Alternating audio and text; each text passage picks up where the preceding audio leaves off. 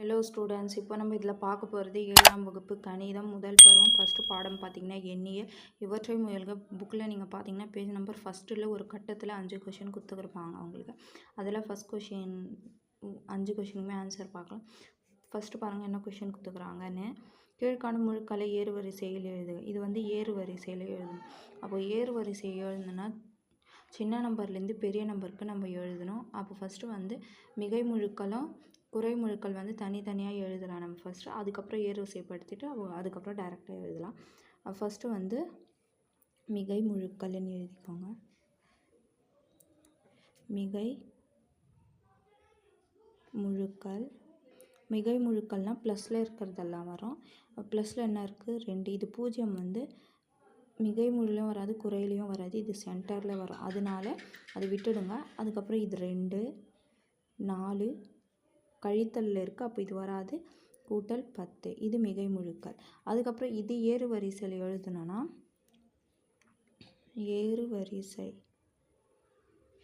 ஏறு வரிசைனா சின்ன நம்பர்லேருந்து பெரிய நம்பர். அப்போ சின்ன நம்பர் 2 தான், 4, அதுக்கப்புறம் 10, அப்போ இது அப்படியே தான் வரும்.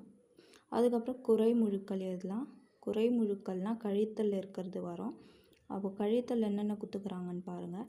கழித்தல் 5, அதுக்கப்புறம் கழித்தல் 6, அதுக்கப்புறம் கழித்தல் 10. அப்போ இதுக்கு ஏறு வரிசை பார்த்திங்கன்னா கழித்தலில் பார்த்திங்கன்னா பெரிய நம்பர் தான் வந்து சின்ன நம்பர், புரிஞ்சுதுங்களா? கழித்தலில் பார்த்திங்கன்னா பெரிய நம்பர் தான் சின்ன நம்பர், அதனால இது கழித்தல் 10, அதுக்கப்புறம் கழித்தல் 6, அதுக்கப்புறம் கழித்தல் 5, புரிஞ்சுதுங்களா? இதோட ஏறு வரிசை இப்படி வரும். அதுக்கப்புறம் இதில் 0 இருக்குதுங்களா? அப்போ 0 வந்து குறையும் கிடையாது, மிகையும் கிடையாது, அதனால அது சென்டரில் வரும். அதனால 0 இவற்றிற்கு இடையே அமையும். அப்போ சின்ன நம்பர்லேருந்து பெரிய நம்பர்னால் நம்ம இது ஃபஸ்ட்டு கழித்தலில் இருக்கிறது எழுதணும், அதுக்கப்புறம் கூட்டலில் இருக்கிறது எழுதணும். அப்போது therefore ஏறு வரிசை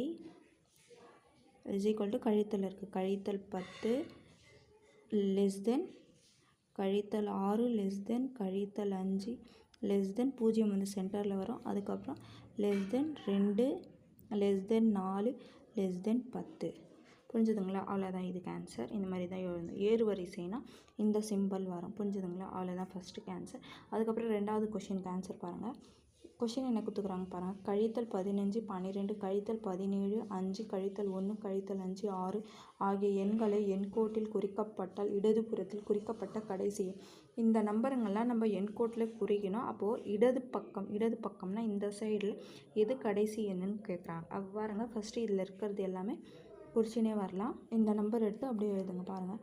கழித்தல் 15 12 கழித்தல் 17 5 கழித்தல் 1 கழித்தல் 5 6 ஆகிய எண்களை எண்கோட்டில் குறித்தல்.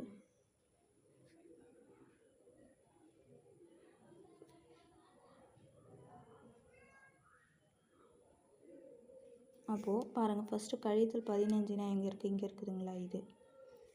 அதுக்கப்புறம் 12 கூட்டலில் இருக்குது. அப்போது கூட்டல் 12 பாருங்கள் இங்கே இருக்குது. இது மாதிரி நீங்கள் எண்கோடு போட்டுக்கணும், புரிஞ்சுதுங்களா? அதுக்கப்புறம் கழித்தல் 17, அப்போது கழித்தல் 17 இங்கே. அதுக்கப்புறம் கூட்டல் 5னா இங்கே. அதுக்கப்புறம் கழித்தல் 1னா இங்கே. அதுக்கப்புறம் கழித்தல் 5னா இங்கே. அதுக்கப்புறம் கூட்டல் 6னா இங்கே. அப்போது கடைசி எண் வந்து இடது பக்கத்தில் என்ன கேட்குறாங்கள, அப்போது கடைசியில் இருக்கிறது இதுதான், கழித்தல் 17. அப்போ இதுக்கு ஆன்சர் பார்த்திங்கன்னா இடப்புறம் அமைந்த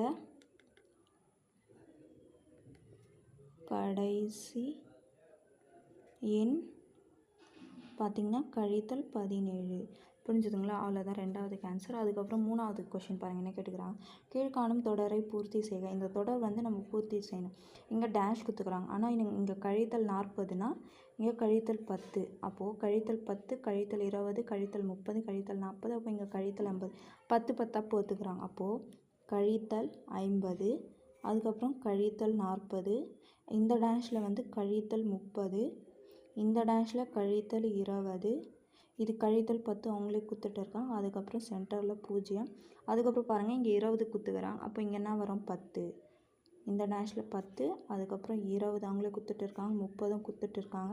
அதுக்கப்புறம் 30க்கு அப்புறம் என்னது 40, 50 அவங்களே குத்துட்டு இருக்காங்க. புரிஞ்சுங்களா? அவ்வளோதான் நம்ம பூர்த்தி செஞ்சிட்டோமா? அவ்வளோதான் ஆன்சர். அதுக்கப்புறம் 4வது கொஸ்டின் பாருங்கள் என்ன கேட்டுக்கிறாங்க. கீழ்காணும் எண்களை ஒப்பிட்டு லெஸ் தென் கிரேட்டர் தென் அல்லது சமம் குறியீடுகன்னு கேட்டுக்கிறாங்க. அப்போ இதுக்கு ஆன்சர் பார்த்திங்கன்னா ஃபஸ்ட்டு ஏ பார்த்திங்கன்னா கழித்தல் 65, இது கூட்டல் 65. அப்போ மிகை முழுக்கள் தான் எப்போவுமே பெருசு. அப்போது இதுதான் 65 தான் பெருசு. அப்போது இதுக்கு லெஸ் தென் வரும் இந்த மாதிரி சிம்பிள். அதுக்கப்புறம் பாருங்கள் பி கொஷின். 0ம் 1000. 0 வந்து சென்டரில் வரும். ஆனால் 1000 வந்து மிகை முழு. அப்போது மிகை முழுனா அப்போது இதில் 1000 தான் பெருசு. அப்போது இதுக்கும் லெஸ் தென் தான் வரும். அப்போது இதுக்கு இந்த மாதிரி வரும். அதுக்கப்புறம் 3வது கொஷின் பாருங்கள். கழித்தல் 2018, கழித்தல் 2018. அப்போ ரெண்டுமே கழித்தல் சொல்லியிருக்காங்க. அப்போ ரெண்டுமே சமம். அப்போது சமம் குறிக்க இந்த மாதிரி வரும். அவ்வளோதான் இதுக்கு ஆன்சர். அதுக்கப்புறம் 5வது கொஷின் பாருங்கள் என்ன கேட்டுக்கிறேன். கீழ்காணும் முழுக்களை இறங்கு வரிசையில் எழுதுக. இறங்கு வரிசைனா பெரிய நம்பர்லேருந்து சின்ன நம்பருக்கு நம்ம எழுதணும். பாருங்கள் இது குத்துக்கிறோம். அப்போது நம்ம மிகை முழுக்கள் குறை முழுக்கள் தனித்தனியாக எழுதிட்டு அதுக்கு இறங்கு வரிசைப்படுத்திட்டு அதுக்கப்புறம் எழுதலாம். அப்போ பாருங்கள் மிகை முழுக்கள். மிகை முழுக்கள்னால் கூட்டலில் வர்றது. 19, 0 வராது. ஏன்னா அது சென்டரில் வரும். அது மிகவும் கிடையாது குறையும் கிடையாதுன்னா சென்டரில் வரும். அதுக்கப்புறம் 12, இதெல்லாம் கழித்தல் இருக்குது. அப்போ இது குறை முழுக்கள். அதுக்கப்புறம் 47, அதுக்கப்புறம் 3, அவ்வளோதான். அப்போது இது இறங்கு வரிசை.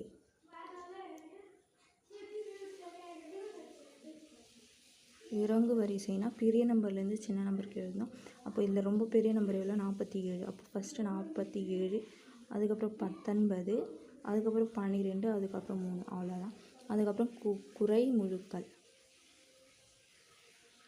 குறை முழுக்கள் பார்த்திங்கன்னா கழித்தலில் இருக்கிறது. அப்போது கழித்தல் 27, கழித்தல் 4, கழித்தல் 22, கழித்தல் 9, கழித்தல் 35. இறங்கு வரிசைனா பெரிய நம்பர். அதனால்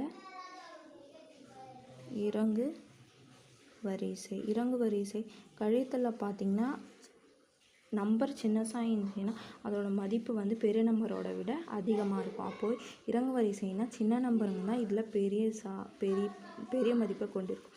அதனால ஃபஸ்ட்டு வந்து கழித்தல் 4, அதுக்கப்புறம் கழித்தல் 9, அதுக்கப்புறம் கழித்தல் 22, அதுக்கப்புறம் கழித்தல் 27, அதுக்கப்புறம் கழித்தல் 35. அப்போது இதில் 0 கூட குத்துக்கிறாங்களா, அதனால் 0 இவற்றிற்கு